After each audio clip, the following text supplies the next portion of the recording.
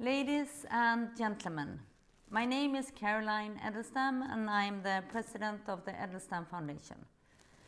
We are today announcing the Edelstam Prize Laureate 2024, a prize awarded for outstanding contributions and exceptional courage in standing up for one believes in the defense of human rights.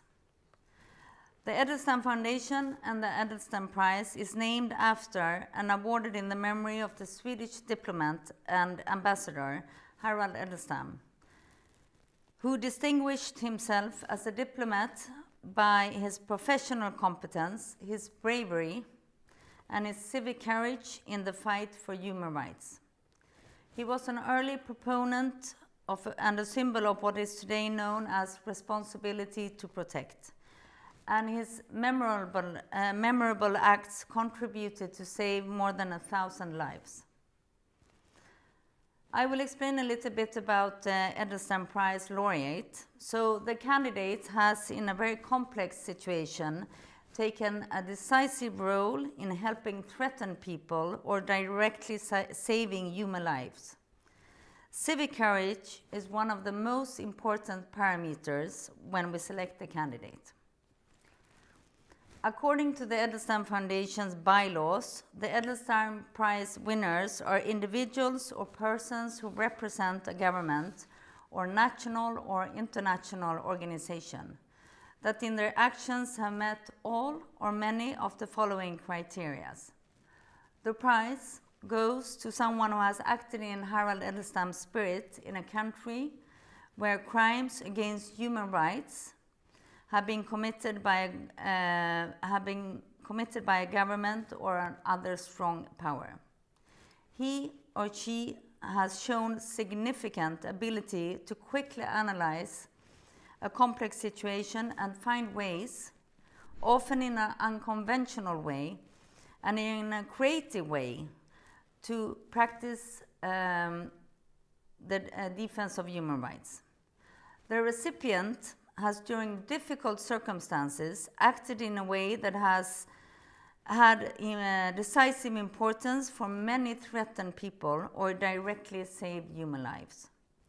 He or she has, through their actions, demonstrated great civic courage, dared to go against the tide, and shown that even in the darkest of times, it's possible to contribute to the defense of human rights. The prize is awarded to someone who has acted with great competence, persistency, and cleverness, and with the bravery of not allowing oneself to be stopped by formal obstacles or threats. This prize this year goes to Dawit Isaak, an Eritrean-Swedish journalist who has spent 23 years in prison without a trial in Eritrea, together with his colleagues Sayun Sehai, Temes Gebreyesus, and Emmanuel Asrat. They are the longest detained journalists in the world.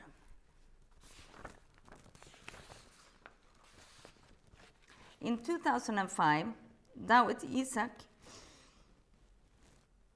was released from jail, and according to official Eritrean sources, he was released only to see a doctor.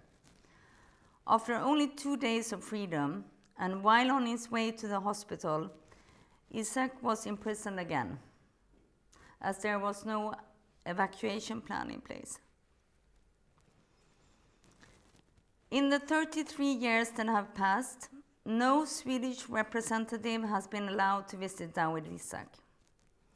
Since his detention, Dawit Isaak has become one of the world's most well-known prisoners of conscience.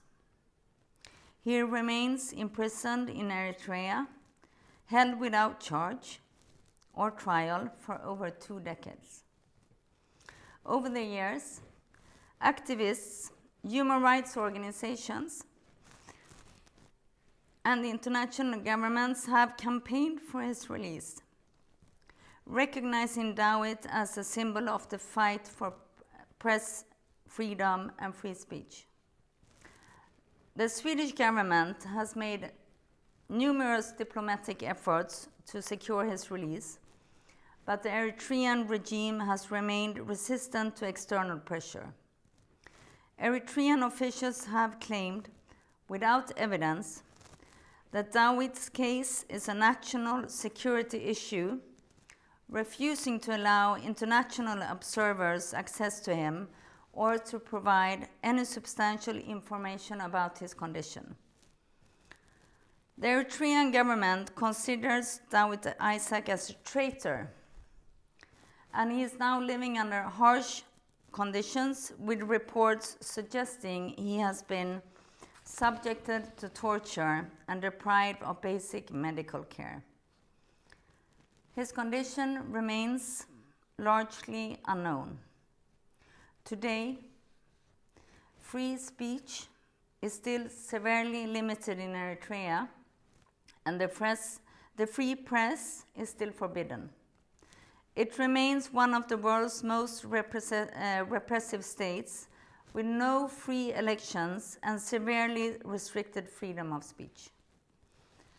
I would now like to read the motivation of the Edelstam Prize jury. Mr. Dawit Isaak is an Eritrean-Swedish citizen. He was born in Eritrea under Ethiopian occupation and developed a passion for history and literature inspired by his mother. In high school, he wrote a play about censorship, and he was banned for challenging the political status quo. At the age of 21, he fled to Sweden, seeking safety during Eritrea's liberation war, and was received as a refugee. The reason he had fled to Sweden was that he had references from other exiled Eritreans that he admires Sweden's free society, media, and people's ability to freely express their opinions without being punished for it. After Eritrea gained independence in 1993, Dawit Isaak, in spite of having received Swedish citizenship in the meantime, decided to return to Eritrea to help rebuild his homeland. He became an editor of Setit, Eritrea's first independent newspaper, which criticized the government and advocated for human rights and democracy. His work led the government to harass and threaten him with continued interrogations. However, he continued his advocacy beyond his personal interest for the principle of human rights and democracy. He did not give up, and for being a courageous journalist, daring to publish open letters calling for democratic reform in Setit, he ended up being arbitrarily arrested in 2001. He was held incommunicado without a trial and denied access to his family, consular assistance, and the right to legal counsel, effectively an enforced disappearance. During a crackdown, where 10 other independent journalists were arrested in September 2001, together with 11 reformist politicians, members of the Eritrean President Isaias Afwerki's government, known as the G15, urging the government to hold open elections and implement a newly drafted constitution. Dawit Isaak went on writing about human rights, open and free elections, and criticizing the government for not providing free elections. He has continued to influence the Eritrean people to care about their fundamental rights. Today, Dawit Isaak is still in unlawful detention and is considered to be one of the world's longest continuously detained journalists. He has been held in prison since 2001 without a trial. He has not been charged with a crime, and he has not been permitted to talk to his lawyer. Amnesty International has listed Dawit Isaak as a prisoner of conscience. The Edelstam Foundation calls on the international community to act, since the Eritrean and Swedish government are failing to protect their own citizen, Mr. Dawit Isaak, in a humanitarian, security, and a human rights perspective, and are not fulfilling their obligations under international law. Further, the Edelstam Foundation respectfully asks the authorities of the state of Eritrea to free Dawit Isaak together with other still imprisoned journalists and members of the G15, and in any case, to immediately reveal Dawit Isaak's whereabouts and to respect without delay his right to be visited and assisted by a lawyer and by Swedish consular authorities. Thank you very much. As Mr. Dawit Isaak cannot be here with us today, I would like to invite his daughter on stage, who will actually receive the Edelstam Prize during a ceremony on the House of Nobility on Tuesday, the 19th of November. Thank you very much, Betlehem.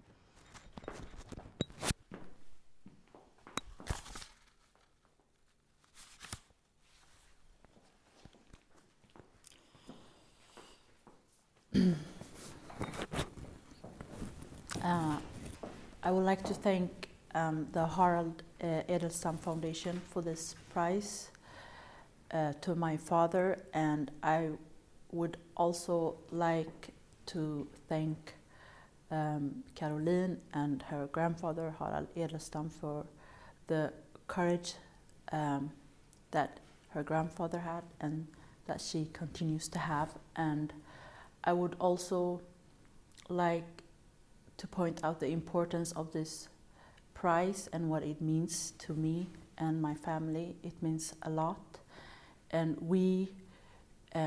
for us it's an honor to be here. For me it's an honor to be here to receive this prize. Of course I would have wished that my father was here by himself. Since he cannot, I will represent him and others that cannot speak for themselves. My father is a courageous man who's been in prison for 23 years, and still his actions are still influencing the Eritrean people to still fight for their freedom, human rights, right to exist, and right to write, speak, and talk freely. And that's why this is very emotional for me, because his work is still continuing, and we see now more than ever that what he did and what his colleagues did and what courageous journalists are doing all over the world are more important now than ever. And that we still, as people in democracies, have to support journalists and have to hold the power accountable, and we have to support journalists, not only in democracies, but more importantly in authoritarian states like Eritrea. And so I would like everyone who sees this to please continue work and please support journalists, not only my father, but all journalists, all courageous people, whether they are diplomats, journalists. Believe them, support them, be there for them. So thank you, and I'm very, very honored and thankful to receive this prize.